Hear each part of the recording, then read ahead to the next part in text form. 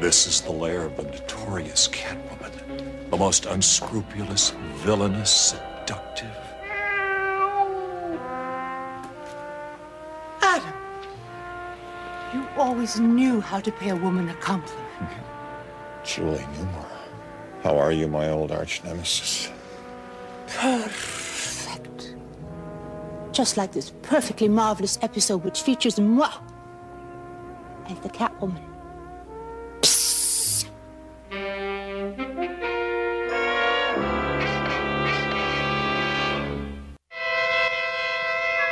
We have already seen a department store catalog airmailed out the window. A model of a catamaran sail earthward. 3 little kittens lose their mittens. Gordon suspects the Catwoman. How right he is.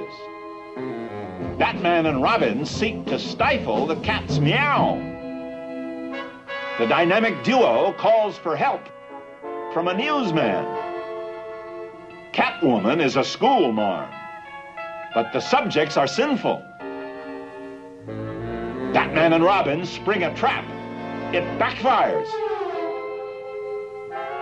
All their plans go out the window. They land in a fishnet. Be prepared. Aunt Harriet swings with the latest dance, the catwalk. Bruce and Dick construe the clue. Batman and Robin scout the sandbox, but one bad turn deserves another. A hot foot. Catwoman's scorching scheme. In seconds, the sun's searing rays will burn their strong, true hearts. But hark, the ghastliest goings-on are yet to transpire.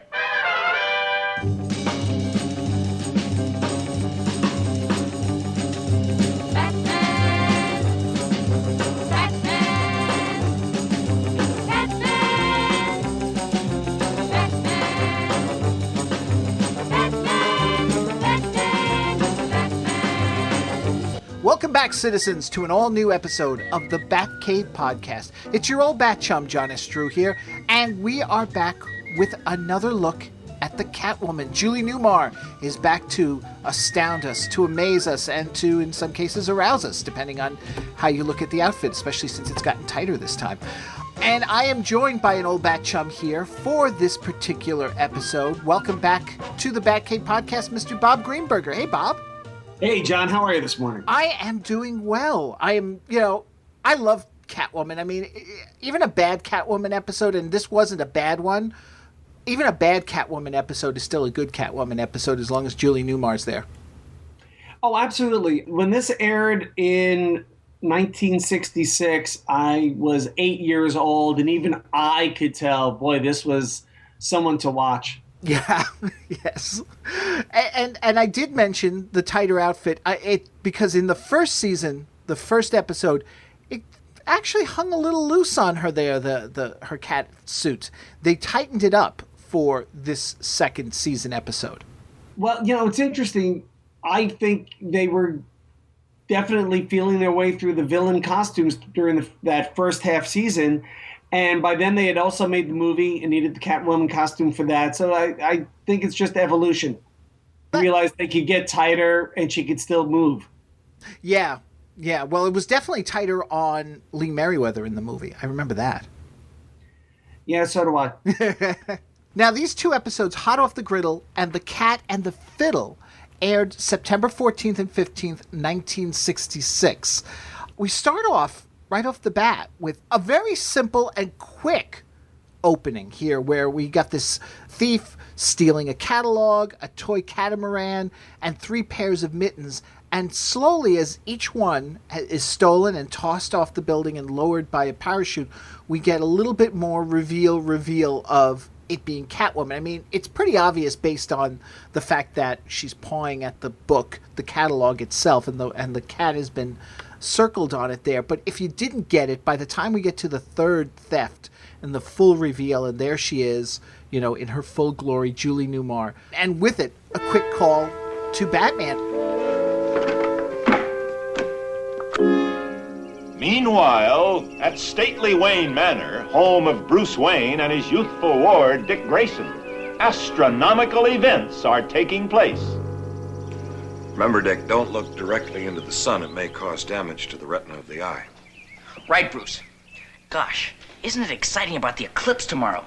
I understand a few countries are sending geophysical teams to observe the phenomenon. Sir, it's the bat phone.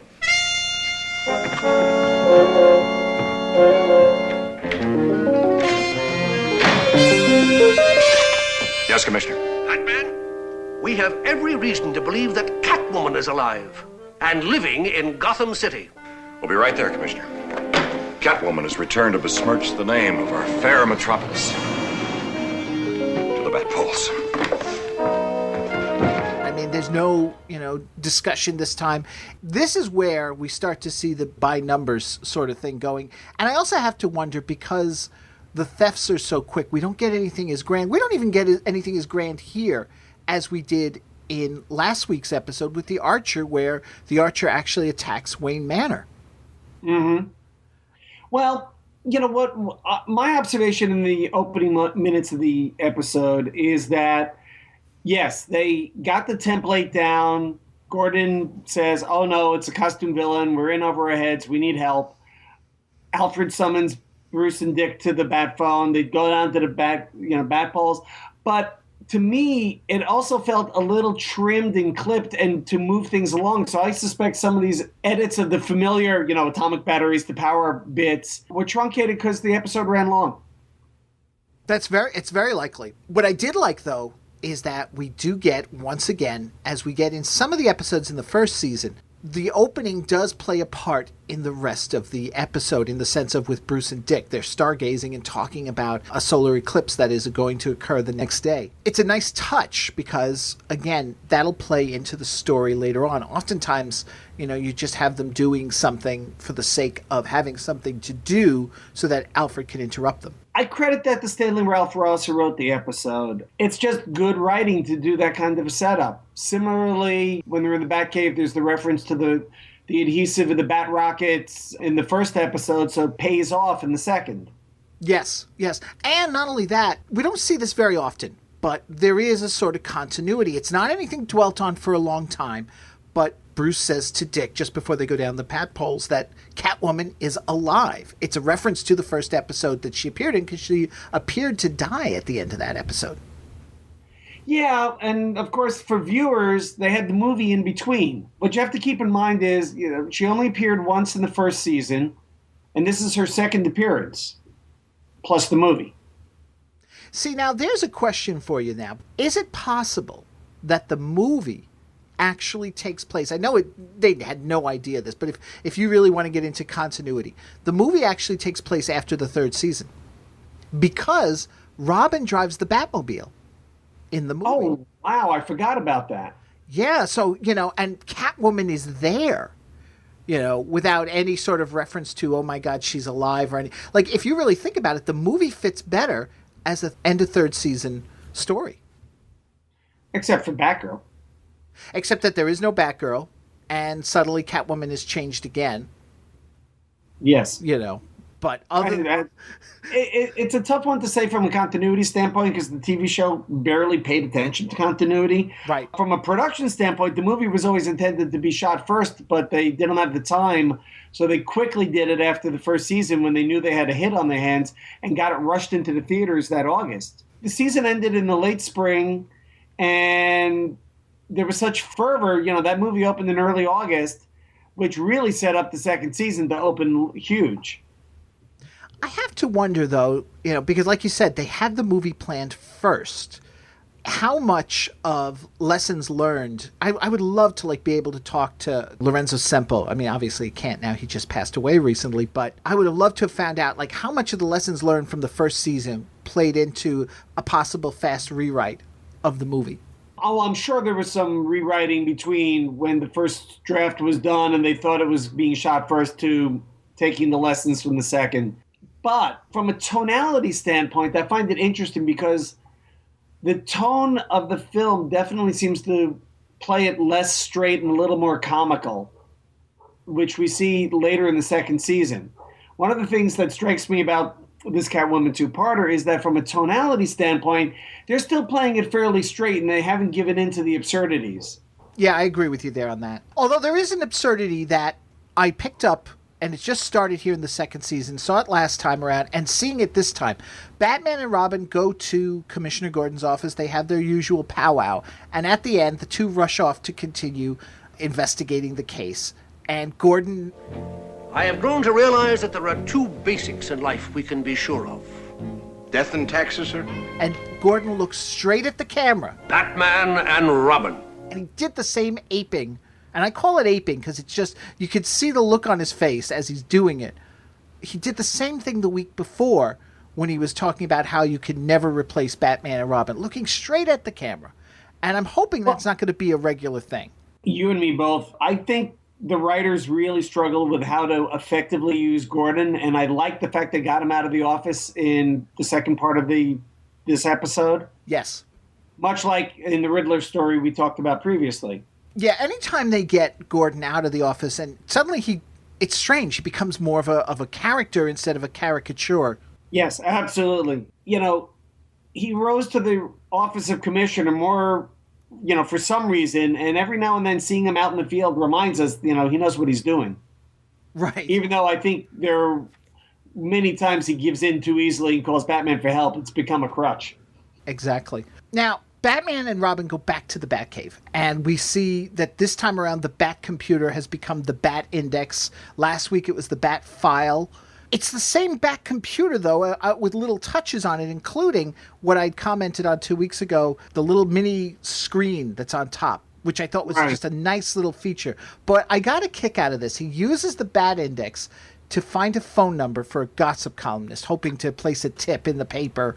You know. Not just the phone number for the gossip columnist, but the third phone number at the drugstore. Third phone booth, I should say. The third phone booth. Yeah, exactly. But I got a kick out of this because here he is using the Bat Index to find that phone number and then using the computer to have him dial the number itself. Sounds very futuristic. It's like, wow, look at Batman. He's so cool.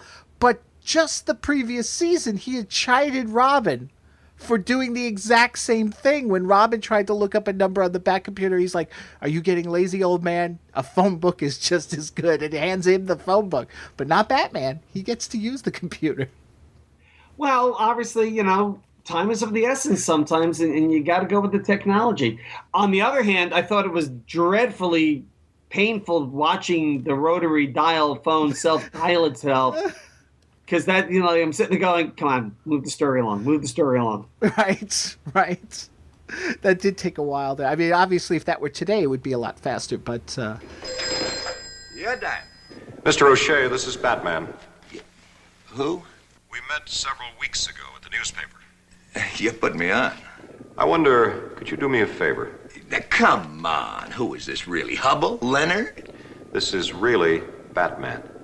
I'll be an out-of-work actor. Say, what can I do for you, Batman, baby? Need a little free publicity? I'd like you to place an item in your column about a rare species of canary that's being exhibited on the 12th floor of the Gotham City Natural History Museum. Well, anything you say, Cape Crusader. Always glad to aid the hooded Avenger. I appreciate that. Say, why don't you and I have lunch together sometime? What do you say? Perhaps. Goodbye. Now, the interesting thing about the phone booth and Jack O'Shea, played by Jack Kelly, is it's Stanley Ralph Ross really paying homage to The Sweet Smell of Success. Yes. The movie about the gossip columnists. Yes, and the whole thing about the people being discovered in, you know, restaurants or drugstores or things like that. That's where, you know, your big stories, that's where all this sort of happens. It's definitely a nice homage. Yeah, now Sweet Smell of Success, you know, was still, you know, the movie came out in 1957. This aired in 1966. Movies weren't on TV very, you know, as quickly or as often as developed through the years. But I think that it was such an indelible performance that the homage certainly got the parents' attention. Oh, definitely. And the one thing I got to say about things like that, whenever they would do that, fortunately, the series is layered enough with the humor that even in an airing today, yeah, that could be lost, but there's still enough going on around it that you can appreciate the scene. Yeah, it played well. It set up the character. I mean, he definitely played a type, definitely drawn from that film. That was for the parents watching with their kids. No question about it. Yeah, yeah.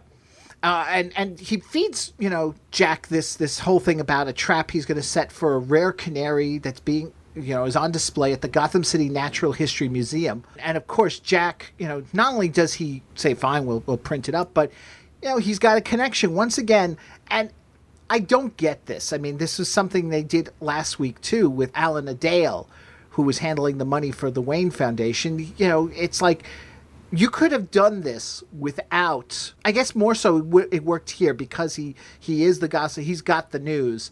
But Alan Adale would walk into the Archer and he served no purpose whatsoever to the story, really, other than you got this opportunity to use Robert Cornthwaite in an episode. Because I love his droll, the way he delivered everything. But Jack O'Shea at least has a little bit more of a role. But I still feel like you could have taken him out and still had a solid, the story would have worked without this character there being, a connection to Catwoman. True, although it's interesting because Batman identifies they've met previously. Therefore, Batman trusted him, to play along and get betrayed. Yeah. Doesn't really come up after that, except the viewer recognizes the betrayal. There should have been some dialogue between the two characters. Right. Now, O'Shea was played by an actor named Jack Kelly that fans may recall. He was a regular for years on Maverick. So he definitely played a lighter part. He was an actor known for those kind of roles. Jack Kelly wasn't one of the Maverick brothers, though, was he? He was part Maverick. Okay, because I caught, the first 10, 15 episodes when they were running on Encore a while back. And he did look familiar, but I wasn't sure when you said a regular. So, yeah, he was the original Maverick, technically, right? And then along came Jim Gardner? Or was Jim Gardner first, and then Jack came along and No, it was definitely Garner, and then they decided to introduce Bart, and as a result, they had a backup in case Garner broke contract, which is exactly what happened. He just wasn't as popular. No. He did not have that same connection to the audience Garner did. Right, and then of course they bring in Roger Moore. Yeah. He calls Catwoman, gives her the news. She, in the meantime, has a lesson on window jimmying because she's teaching her cat burglars. She got the best of the best, and she's showing them how to be even better burglars and such. And this is where, you say for the adults the movie reference, but this is also for the adults, particularly the men in the family. We get a full shot of Catwoman there, standing in front of her lesson plan there. And we can see it's clearly a new costume at this point if you didn't figure it out before. Now, pay attention. It's time for your lesson in window jimmying.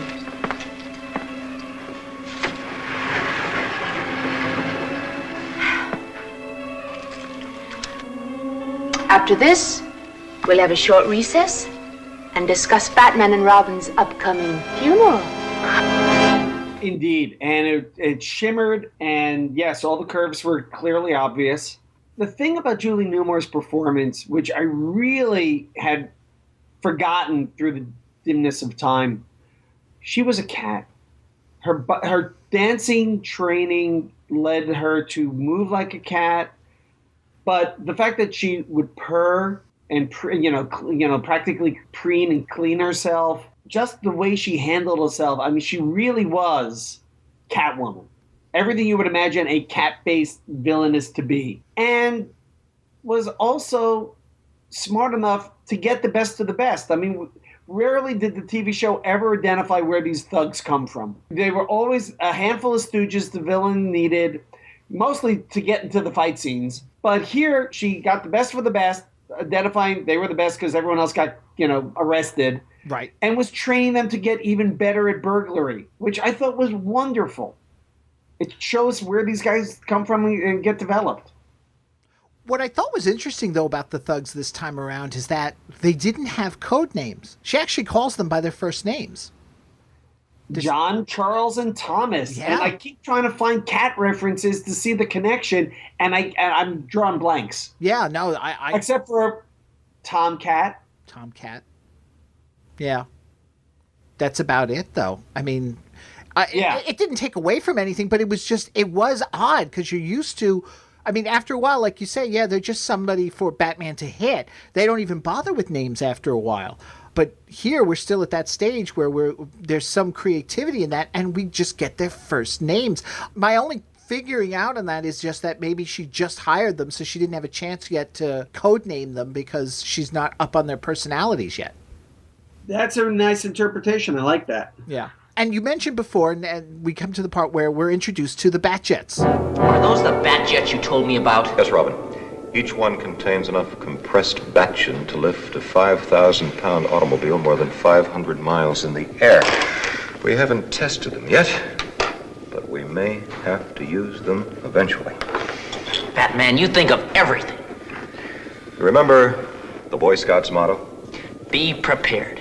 It would do well to keep that in mind at all times. Batman is working on them, and you know, he may get a chance soon to field test them, as we'll see, as they head off to the museum. You know, obviously the constant evolution of the Bat arsenal, the fact that he's testing stuff out and developing, again, was a nice touch to let the audience know that, you know, didn't all just come off the shelf or he already had it by the time the series started. Right. Granted, it would have been... Well, actually, that's not fair to say. I think there have been some times when he's introduced some Bat gadgets and they didn't necessarily work totally to his satisfaction. Okay. I was about to say, you know, it would have been nice if once in a while they failed, but I don't think that was always the case. Like, for instance, in the movie, the Bat Jammer, you know, the batteries die. Oh, true. You know, so, you know, you get little things like that there. Well, we'll get to it when we get to the Batjets later on. There is one thing that there's another Bat gadget that gets proudly displayed in that scene, but we'll get to that. At the museum, I'd hope the Catwoman herself might materialize here tonight. If you just look behind her, you'll see that she did. Holy cliche. Does he expect us to fall for that? Ah, my tenacious teenager, you have a lot to learn. You witch.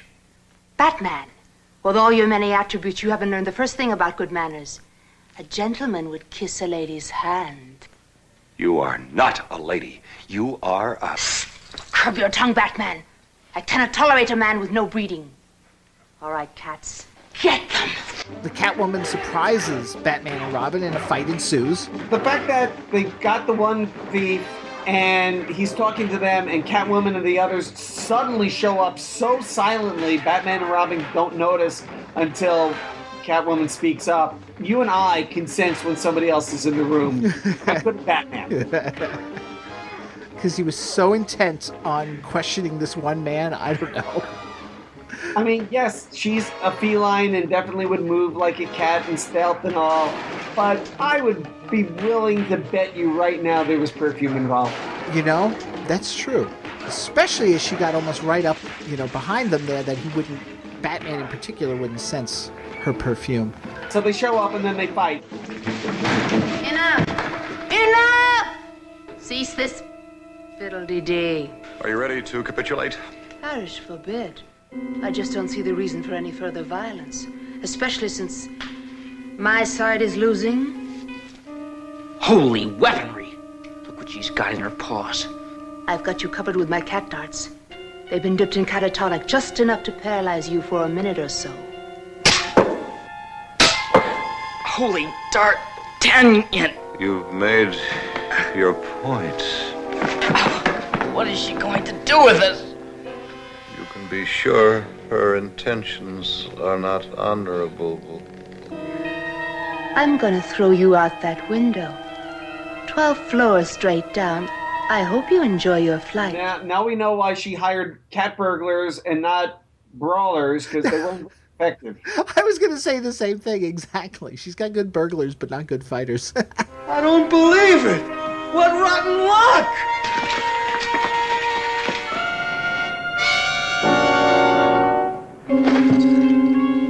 Put on your cat suits, men, and let's get out of here. The fuzz will be stepping on our tails. Lucky we had Captain Ahab of the White Whaling Company put up these fish nets. To catch the canary cage you might have tossed out the window. These nets sure saved our lives. Not luck, Robin. We were prepared, but it is true. Some days, one is luckier than others. So, it's a fairly quick fight. They actually managed to get one, who then, comes back to police headquarters and pretty much rolls over when, interestingly, Stafford Rep, Chief O'Hara, threatens to smack him. He does that. But there was one question I wanted to ask you, because they, managed to knock out the crooks and such, but Catwoman shoots them with the tranquilizer darts. Tranquilizer darts with her rubber tips. Right, with the rubber tips, her Nerf guns.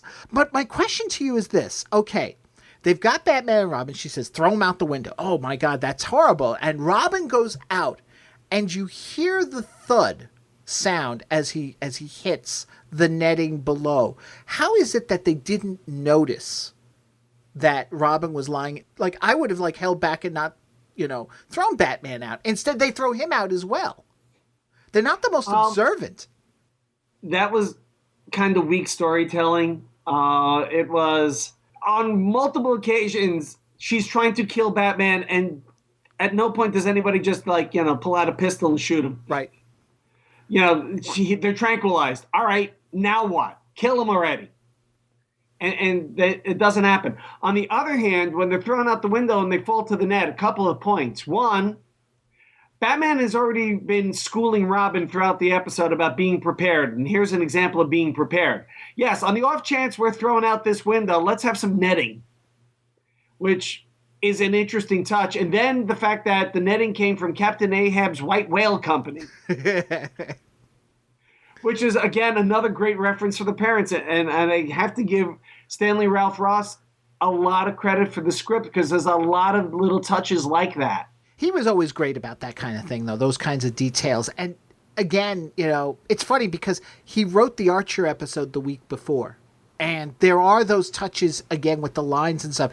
And yet there are moments where he misses a beat, like this with the with the netting and such, or the week before with the Archer, where Batman and Robin are captured in Archer's underground lair. They fall into his trap, and Batman tells Robin, because they're hanging from this netting, he's like, "It's okay, Robin, I'll get us out with my bat knife."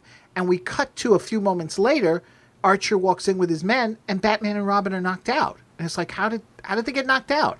And it's never explained. I have to answer for that one because I haven't seen the episode in a while. I mean, we were thinking that maybe it had something to do with editing and such, but, and time-wise, that they just, and they kind of got a little sloppy with the editing and such, because then there's this long, dragged-out scene with Alfred about to be beheaded because he was helping Batman and Robin with this particular case. And we're like, you could have taken all that out and then given us an explanation as to how Batman and Robin managed to get themselves knocked out in a net where there's nothing else around them, and Batman's like, I've got my bat knife, don't worry, we're getting out of this. Those little things, and again, like I said, the netting here, that bugs me. And it's bug worthy, no question. But then, interestingly, when they interrogate the cat burglar, he admits, I have no idea where the headquarters is because she just picked us up and we were blindfolded. We had no idea where it was. It was like, that's interesting. What does that say about Catwoman to be that cautious with her own trainees? That's true. But not cautious enough because he hears enough evidence for Batman to figure out where they are.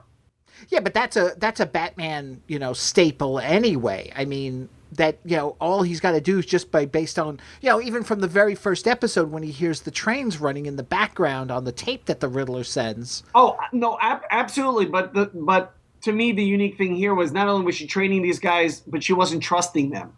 Oh, no, that absolutely. I agree with you on that. And that's smart. That's smarter than most of the other villains would ever be. Yeah, absolutely. And then you get that back to silly moments. Then we get back to Wayne Manor, and what do we see? Come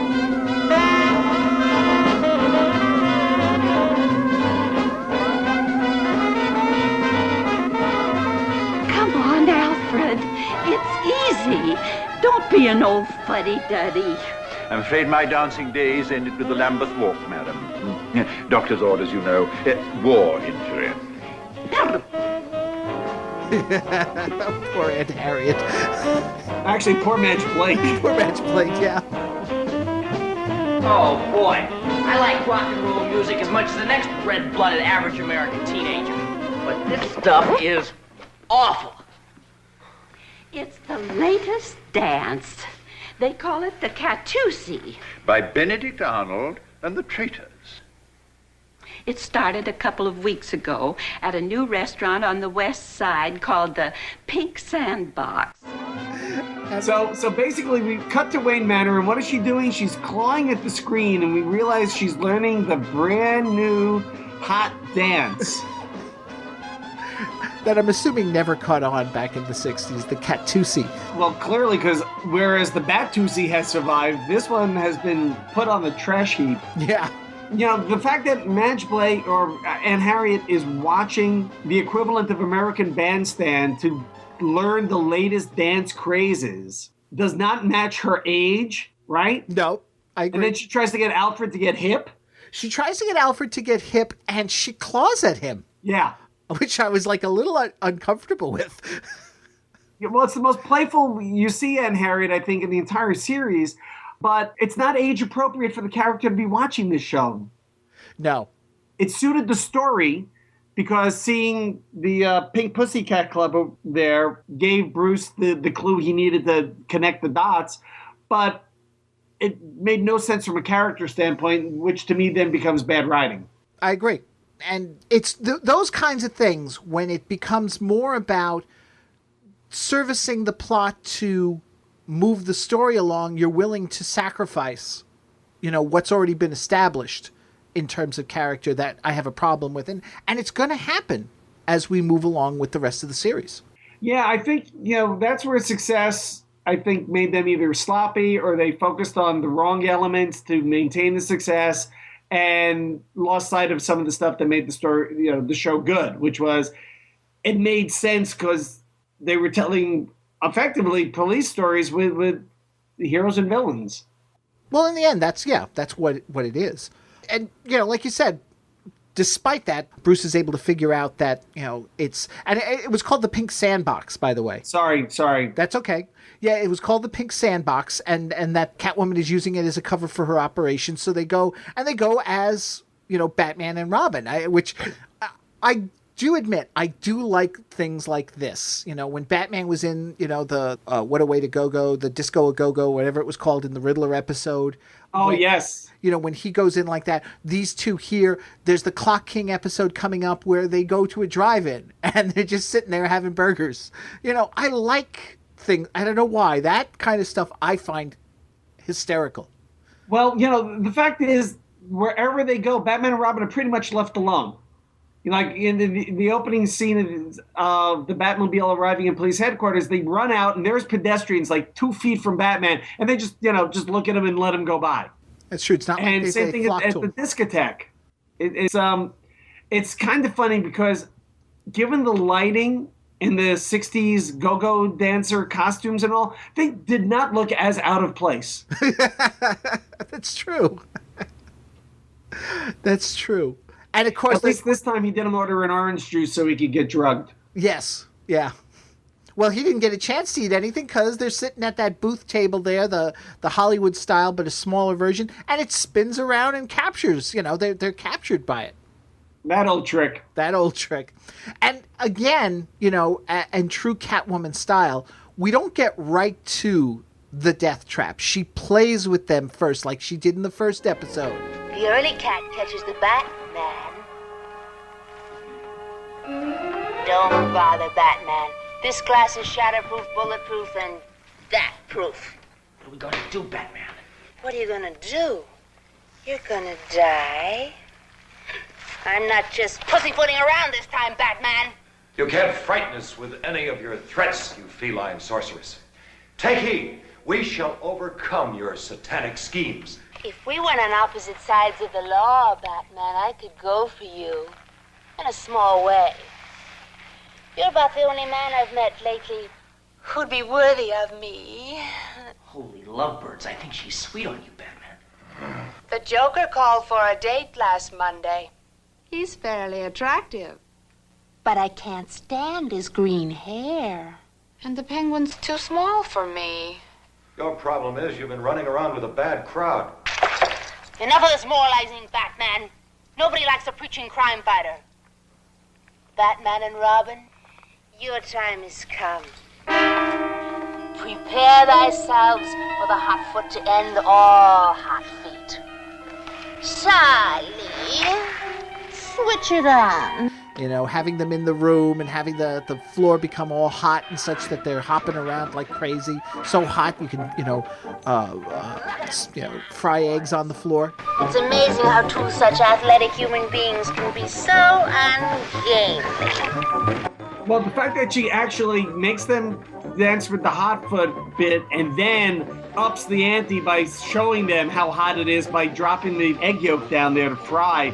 She's toying with them like a cat. It's wonderful. We've got to cool this floor down or our feet will be severely burned. Holy bunions! Look, there's a water pipe!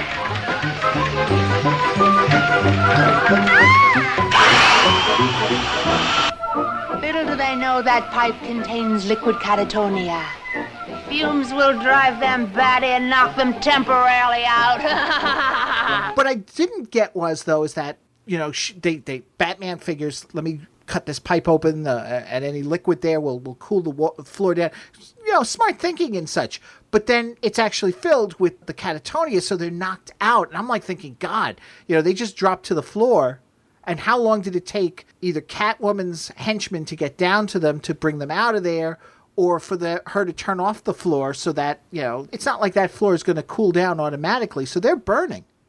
Oh, no question. Yeah, and that's where the physics of the show get ignored. Yeah, but here we get now our first, it's not, major, but this is a death trap. I mean, everything else so far has been a matter of coincidence or just convenience. This is Batman and Robin tied to two huge grills, basically, and two giant magnifying glasses. They're on the roof of a building, and these two giant magnifying glasses are placed in front of them, which are basically, as the sun moves right into position, they're going to be cooked alive.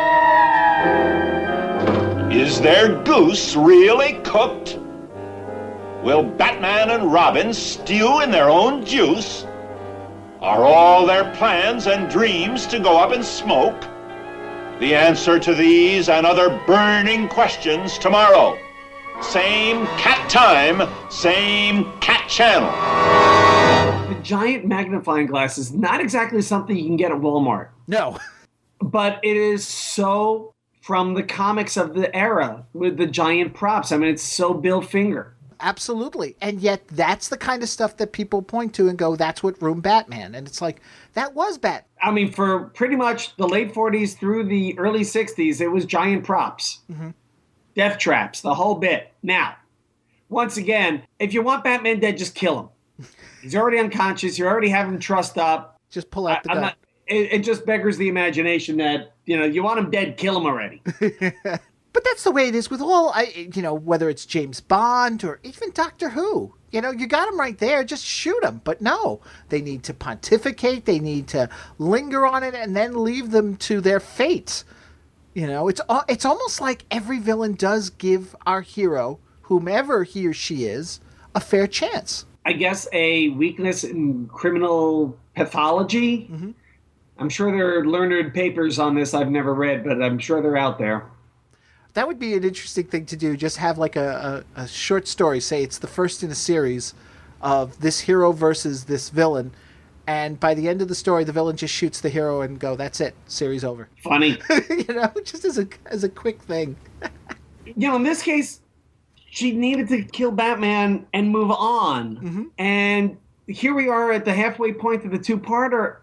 We're still not sure what her big caper is. No. All that training, but we don't know what. What's the goal here? But you know what? That's also another beautiful thing about the first season episodes, is that we don't always know what the final goal is of the villain. We learn it in the second episode.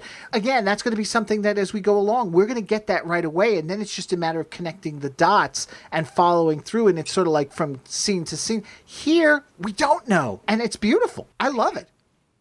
Right, just like when we did the Riddler episode, mm-hmm. We knew he had been hired to make this movie for the silent film buff. Right. But we didn't necessarily know the Riddler was going to double cross him and all the other stuff that was going to happen. But right up front, we knew why the Riddler was doing what he was doing. Here, no clue. She's training people, and I prefer it this way. Yeah, I agree. I would prefer it this way, too. Again, like I say, it's not going to happen, though. Or if it does, again, I'm trying not to watch ahead. So hopefully I'll be pleasantly surprised, and maybe my memories are just foggy of that. And maybe I'm being too hard. But we get, the recap for the second episode leading, and we're still doing that. We're getting a full recap rather than just... Very detailed, you bet. Yeah, it's going to get to the point, though, where they're going to just do, Batman and Robin are trapped. Will they get out? That's going to be their idea of a recap, not even really get into the story. But there is one error in the recap, which maybe is part of the reason why the Cattusi never caught on. In the recap, Bill Dozier actually calls the dance the catwalk. Oh, gosh, I missed that. Yeah.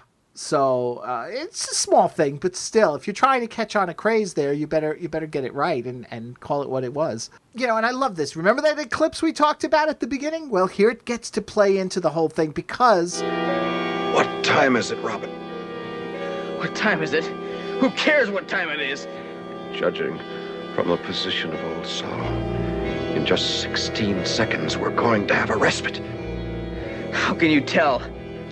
Don't you remember? There's an eclipse of the sun due. But that's only for a half minute. That's all we'll need, Robin. If my calculus is correct.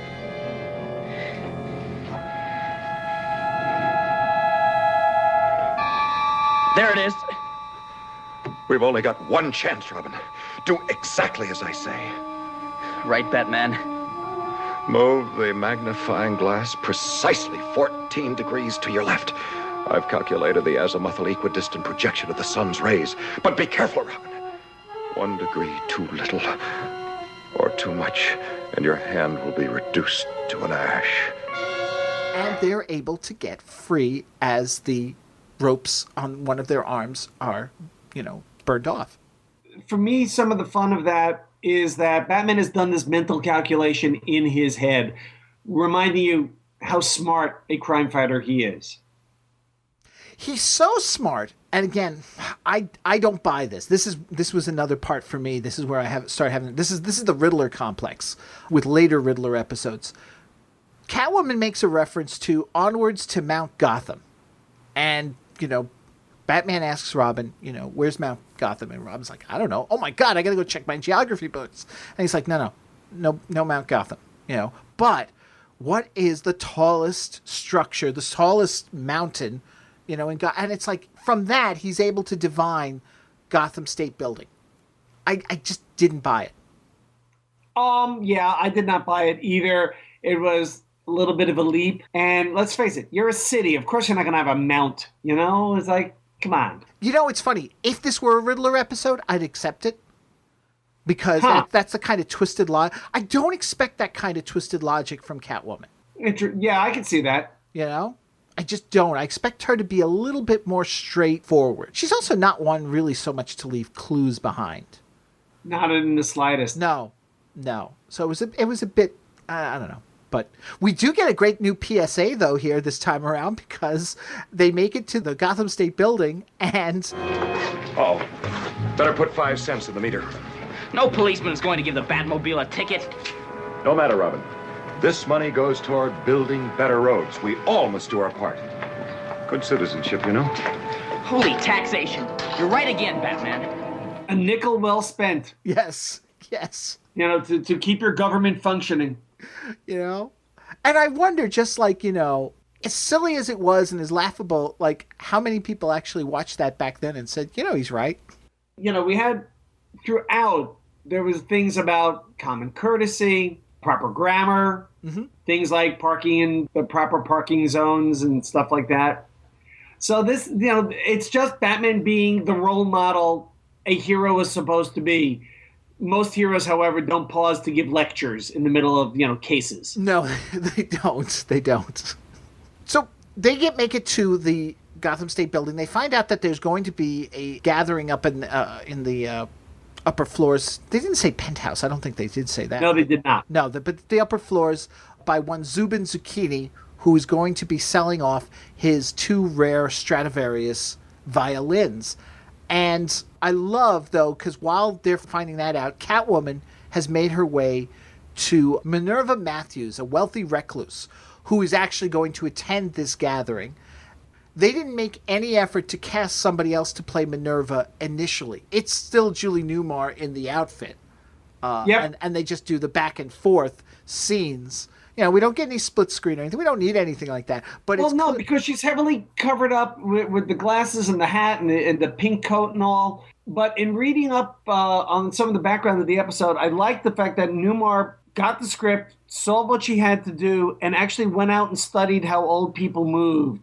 Because this is her dancer's training coming into play here. How to physically move her body to pull off being a senior citizen, especially considering, you know, she was a young, hot woman at the time. Yeah. And I'm impressed that she considered it one of her favorite parts. She says that in the Joel Eisner book. She says, quote, "Playing the part of Minerva Matthews was one of the favorite parts of my whole career because it wasn't something I could just walk on and do. Put on the lipstick, sachet on, throw the hip out, and play the favorite calendar girl part that I had already played. Being old was quite a study, and I had time to do it, so I would go down and sit in MacArthur Park, and I would watch aged people try to get up from the benches and then sit down." And so on. That's something, though, because we're talking about a television series about superheroes, you know, costume characters and such, and she went out of her way for what amounts to, I don't know, 5 minutes total of screen time for the character? But she's an actor, and I think that speaks to the work ethic of the cast. I mean, they didn't just hire any pop star off the street. They hired actors, trained performers. Look at Burgess Meredith's career prior to The Penguin, or Cesar Romero, Frank Gorshin, and now Julie Newmar. I mean, these are very strong. Well, of course, Vincent Price and Art Carney and all. These are actors with training, and obviously when they're given a challenging part, they rise to the occasion, which I think is, again, one of the reasons the show is as strongly remembered as it is. I agree with you to a certain extent. I mean, they definitely got high caliber actors and such for the roles. I think, though, and it ties in with what you said earlier, you know, Catwoman and Julie Newmar. Julie Newmar is a cat in many respects. I think that early on, they went and tried to find actors that fit the roles, whereas they got actors who said, I want to be on the show. It was more like creating characters that might work for, although I still wonder who thought it was a good idea to put Art Carney in tights. But Mrs. Carney? Maybe. Some of them, you know, rose to the occasion, even if you wondered what the hell were they thinking. Like Vincent Price as Egghead. Egghead's not the greatest villain, but Vincent Price elevates him just by his performance. So suddenly it's like, yeah, Egghead's cool. Why is he cool? Because Vincent Price is playing him. Excellent. Yeah. I loved also gas shooting out of Catwoman's glove when she knocks out Minerva. Yeah, it's actually a clever bit of prop work because it's actually coming from right under the claw nail. Mm-hmm. And looks like it actually is part of the glove she wears. So that was one of the better uses of gas on that show? Yes, and a better prop. Like you say, a better designed prop on the show as well. We get a young James Brolin as the armored truck driver bringing Catwoman Minerva to the Gotham State building. Yeah, now Brolin, you know, just getting started as an actor long before Marcus Welby, and he wound up becoming a favorite of Dozier, who wound up putting him in 3 different stories, and this was the first. This was the first, and he got it because he was roommates with the casting director. Whatever it takes in Hollywood, you know that. Yeah. But I find it interesting that they gave him such a mouthful of a name, Ralph Staphylococcus. Yes. But he manages it. He doesn't trip over it. Yeah, I mean, you know, it's an ethnic name. You know, it certainly speaks of Greek. Yes. Hardworking. Or it sounds like, you know, some medical disease, like, you know, you've got a staph infection, you got Staphylococcus. Mm-hmm. He's got that name, and we actually get a scene there, and I wonder in the syndication if this gets cut out a lot, but we get a scene there where he's talking to Catwoman about his family and stuff. You drive very well, Mr. Staphylococcus. Eh? Ralph Staphylococcus. My friend calls me Ralph. Ralphie, have you had this job long? 4 years next July 22nd, ma'am. I'm studying to be an accountant at night. Can't raise 3 kids on this salary. Oh, you're married. How nice for you. While he's talking, she's looking kind of wistful when he talks about the kids and such. She's looking rather sad, like, I can't have that life. It's a rare moment of actual character. Yes. On both parts. Mm-hmm. And I'm wondering why. Whereas the first episode felt like maybe they trimmed for time, it almost felt like they had too much time. Yeah. She gets out of the truck and, she's got her money and stuff. And she even gives him a tip. She gives him $1,000 tip. Yes. And she sighs. Again, she sighs as she walks. There's just something, and I want to get into this at the end of the episode because here's where we start to see the development of her character. And I know that sounds strange, but there are little nuances. I don't know how much of that was the writers, with Stanley Ralph Ross, how much of that was Newmar working with West. Well, and I want to talk about that at the end, but there's just definitely something more layered to her than the average other villains that we have on this show. Sure. Yeah. We also get introduced to Zubin Zucchini, this short man in a big coat, and he's rough and he's gruff and he's just, he seems to be angry at everybody as he arrives at the building himself. Catwoman cuts off the power to the elevators as Batman arrives in the Batmobile, and Batman's alone. And I didn't think anything of it at the time as a kid. I mean, I know what happens. This is one of my, fondly remembered episodes, but he spots the cat burglars on the ledge at the top of the building. And there's a nice little tip to Superman there as... Look! Up there! Are they birds? Are they planes? No. They're cat burglars. Quickly, to the elevators. Great moment. Yes. Like, standing in the street, looking up in the sky. Yeah. Yes. But here we get, Batman's got to get up there. The elevators are cut off, so he's got to use the bat rockets. Because they're in the trunk. Yes. Because he's got to stop Catwoman from getting her hands on. And now we're finally starting to see everything tie together because it's like, all right, 2 Stradivariuses, but why? I mean, granted, yeah, they're worth $500,000, but, where's the cat, reference? And Batman points out, it's, what is it, 8 strings of catgut on a violin, on the 2 violins? Yep. Yeah. Yep. But one thing they never mention with the Bat Jets is the Bat Crotch. It's interesting because when the TV show made it to syndication and played in New York on WPIX, clips from that 2-parter wound up being heavily used in the promos. Yes. So that framed moment of Batman and the Crouch bracing himself for the bat rockets to go off is one of my most indelible memories of the TV show because of how often it played on the PIX promo. Right. But it made sense for the physics of it. He's bracing himself because he's about to be, rocking it up the elevator shaft. Not that it really moved that fast. But... Yeah. No, I agree with you. It's such an unfortunate angle that they use. Yeah, but you look at the framing. It's a real interesting bit because you've got in the foreground, you got the elevator bank itself. Then framed tiny, smaller on the screen, is Batman in this elevator bracing himself for this thing. So it's like giving the sense of not only isolation but confinement. Yes. It's actually a nice bit of directing from Don Weiss. Yeah, no, it definitely is. It definitely is. And up it goes. And what's funny is that they don't really play on, because like you would expect that maybe there'd also be like a long shot of, of him going up the shaft itself, the elevator shaft, but it doesn't happen. It's just we get the takeoff there, and at the end we get him arriving at the top and running in and such. But I love how, meanwhile...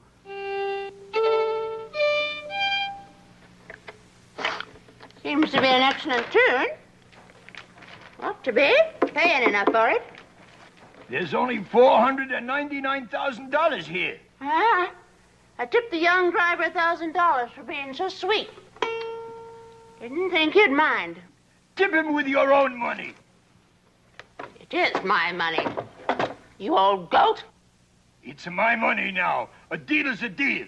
I mean, the fact that Zucchini is spending that much time to hand count $500,000. Think about how long that has taken while Batman is rocketing up. And, on the one hand, he says, we don't have time, Chief O'Hara, to run up 103 flights of steps. Yeah. Yet, You can count $500,000. Yes. And Catwoman stands there and because ultimately she's going to double.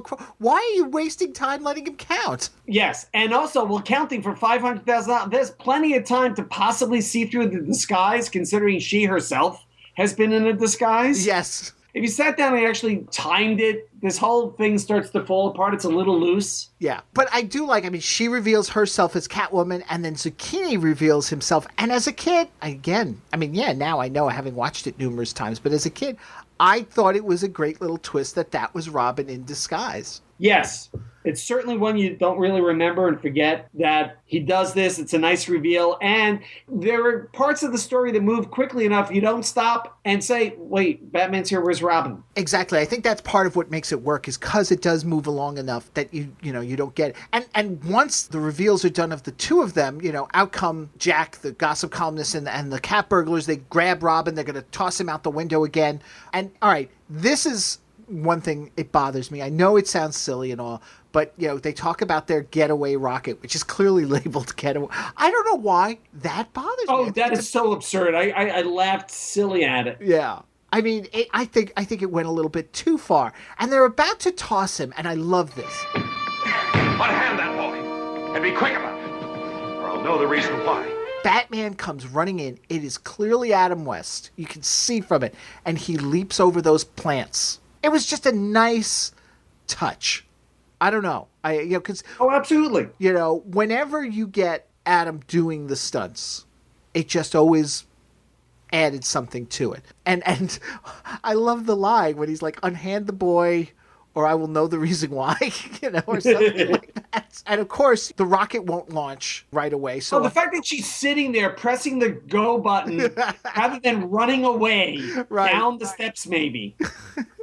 But we also actually get a grammar lesson. Like you pointed out, we get a grammar lesson here just before the fight starts out. You can't get away from Batman that easy. Easily. Good grammar is essential, Robin. Thank you, Batman. You're welcome. Now, let's get them.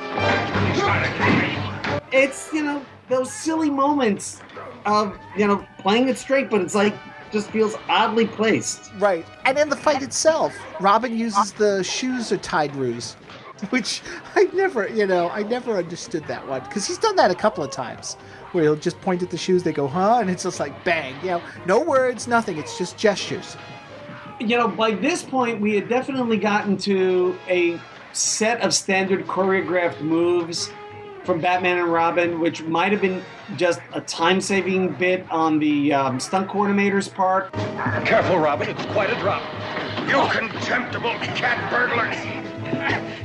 Thieving thugs! Or maybe it was trying to develop a vocabulary, but the whole bit of standing on the table, kicking the guys, or the back and forth punching just seemed very, very familiar by this point.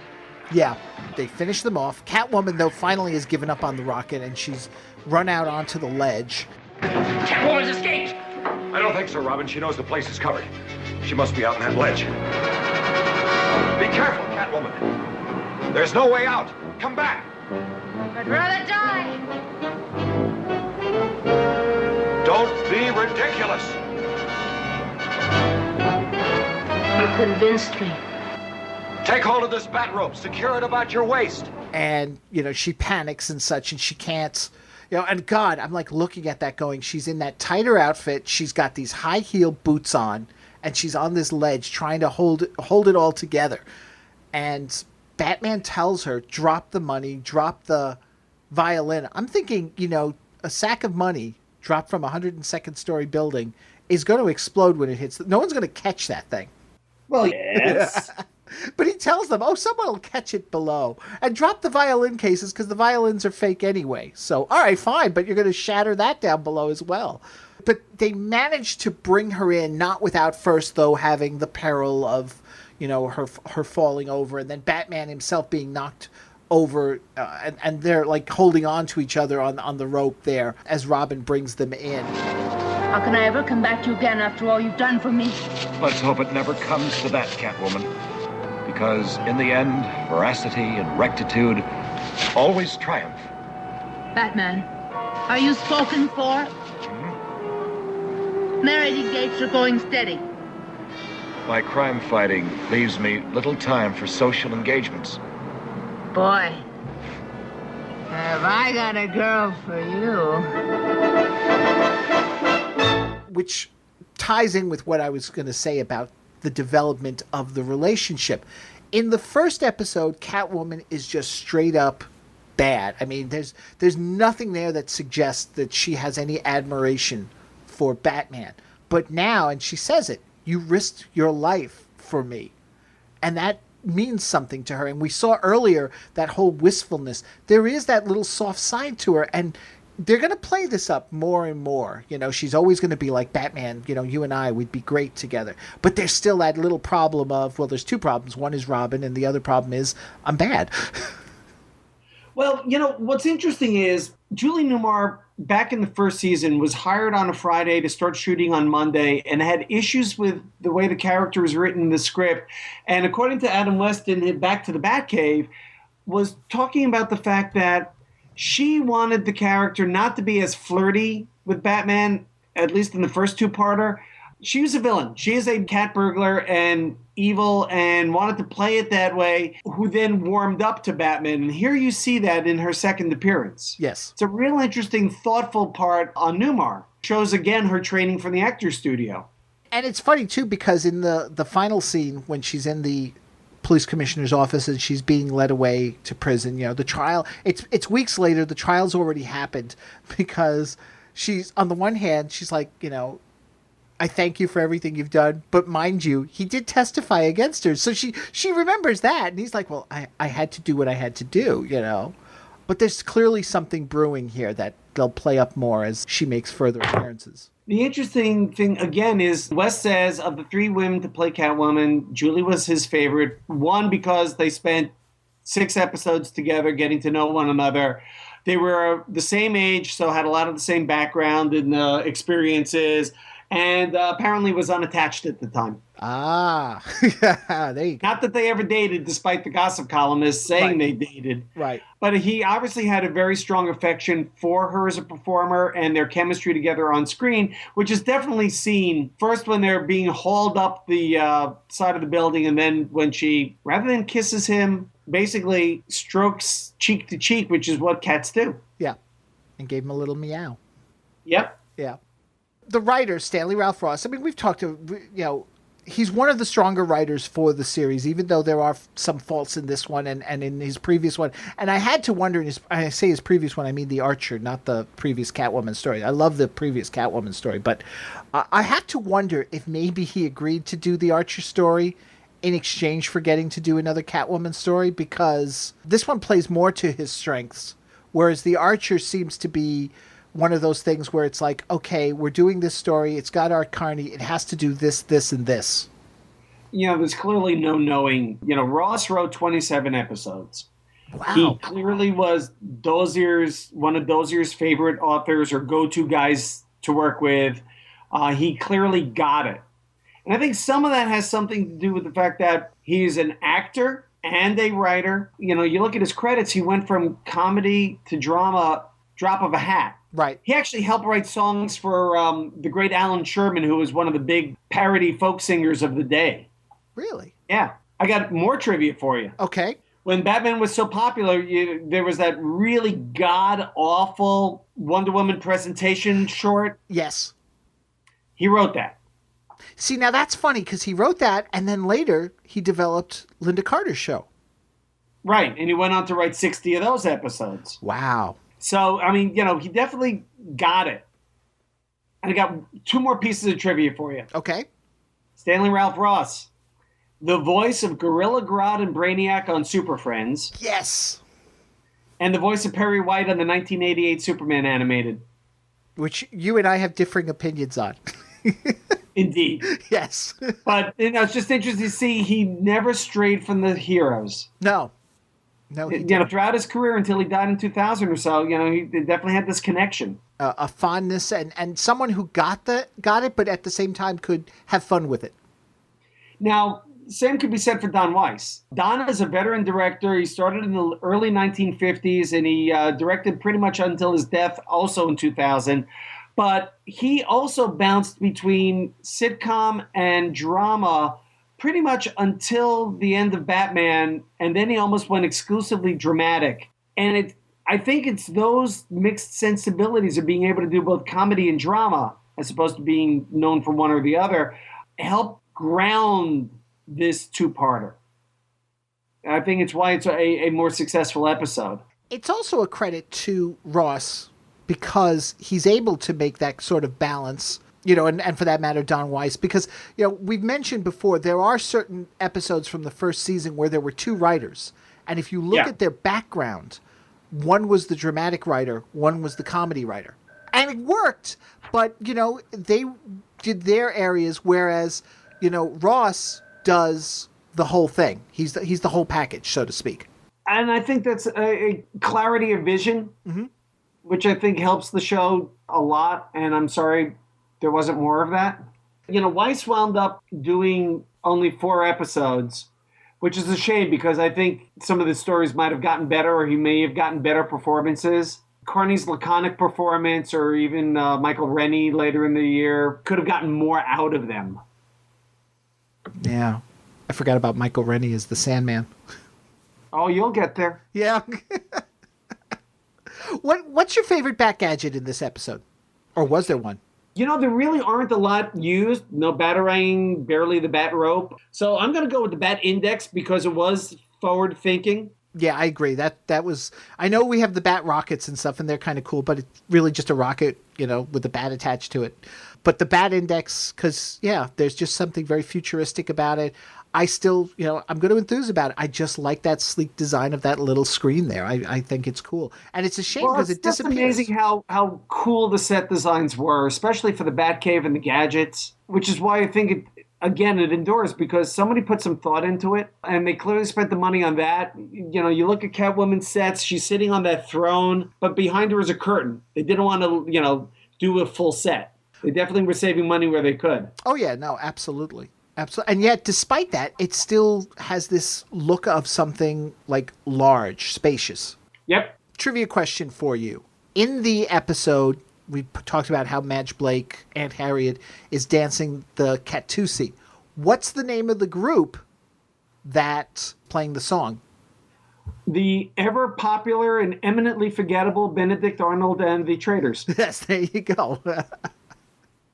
And which, you mentioned groups. The next time we see Catwoman, it's the Chad and Jeremy episode, which is one of the times the show starts bringing in the pop stars. Right. All right. You are Robin the Boy Wonder. You've just watched the episode with Batman, and you turn to him and you exclaim, "Holy..." How would you sum this up? How about Operation Batman? There you go. Got to be prepared. Because it's all about being prepared in that first half. And it pays off brilliantly in the second. So there you go. Okay. I would say holy tingling in the utility belt.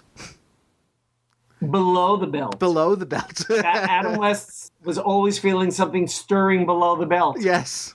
There are a number of great things I love about this episode. We start to see some of the cracks, though, showing more in the series. The escape rocket bothered me. It was just too over the top, I thought. But then there are other things like Robin impersonating Zubin Zucchini, the whole thing with the death trap. I liked the death trap. It worked for me. There was thought definitely put into this episode, more so than the Archer one, which, one can say that Art Carney was, poorly cast in this and such. He may have been going through, as we mentioned, personal problems at the time. But how much of that also was just the writing, which was not up to par? And I maintain that I got this feeling that Ross was like, I'll write this one if I get to do the next Catwoman one, because they follow on the heels of each other. Yeah, okay. Yeah. Could very well be. I don't know enough about how the show was being produced at the time. My presumption is they started shooting in July. They must have all been a little punch drunk after going from the first half season to the movie, to the second season, dealing with the international fame and Batmania that was going on. Probably a lot of mitigating factors here. So as we come to the end of another Batcave podcast, Bob, before we go, tell us, once again, how can people find you on the web? What's going on with your world there in terms of your teaching, your writing? Okay, well, Fortunately, you don't need a magnifying glass as big as the one Catwoman used to find me, because I remain at Bob Greenberger on Twitter, bobgreenberger.com for my webpage, blog, and all. Fortunately, the school year is winding down here in mid-June, and I'll have the summer off. I'll be doing shore leave in Cockeysville, Maryland in early August, as always, celebrating the 3rd anniversary of Crazy 8 Press. This summer, I'll be doing some prepping for teaching, starting my 2nd year here in Maryland, and we're actually working on a Sherlock Holmes novel for Titan Books, was co-writing it with Stephen Seville. Ooh, so nice. That's my summer vacation. I like Stephen's work. He's a great writer. Well, I'll make sure he knows that. He's a really good guy, and it's really interesting because we have collaborated and worked together and communicated entirely virtually, because he's in Europe and I'm in the United States, and we've not met yet. Oh, cool. Well, that's the way it is with me and Paul K. Bisson with the Cyborgs podcast. I've never met the guy. Nah, you work well together. Yeah, thank you. So, as we finish things up here, just want to let you know, stay tuned, folks. 2 weeks from now, we have the introduction of the minstrel. Van Johnson takes on the role of the musical miscreant. And joining me to discuss his episode is the return of Jim Beard. Jim is the editor of Gotham City 14 Miles, the collection of critical essays on the 66 Batman series. And if you remember, we talked about King Tut a few months back. This is going to be a lot of fun, so stay tuned for that. So until next time, citizens, thanks so much for listening. Bob, thank you so much for being here. Take care, chums. Thanks. This was a pleasure. Thanks for listening, chums. I don't have a bat phone, but you can contact the Batcave podcast through its Facebook page, Twitter, email at thebatcavepodcast@gmail.com, or by phone at 888-866-9010. Subscribe to the podcast via Libsyn.com. That's LIBSYN.com, or through iTunes. The Batcave podcast is part of a series of pop culture podcasts from the Chronic Rift Network. Find them at chronicrift.com. So until next time, citizens, same bat time, same Batcave podcast.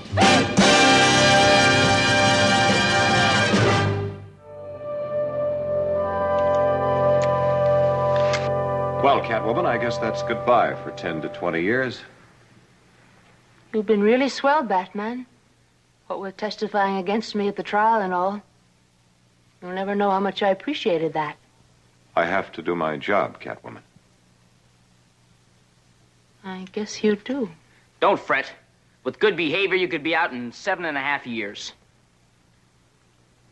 I'll be an old tabby by then. Never fear. There'll always be someone waiting for one as beauteous as you. That's the nicest thing you could have said. May I?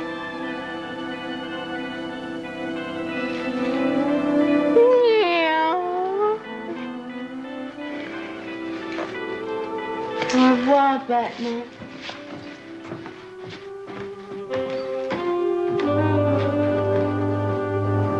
I wonder if we've seen the end of her. I wouldn't hazard a guess, Robin. Why, Batman, are you blushing? It's the heat of the day, Commissioner. Unseasonably warm, don't you think?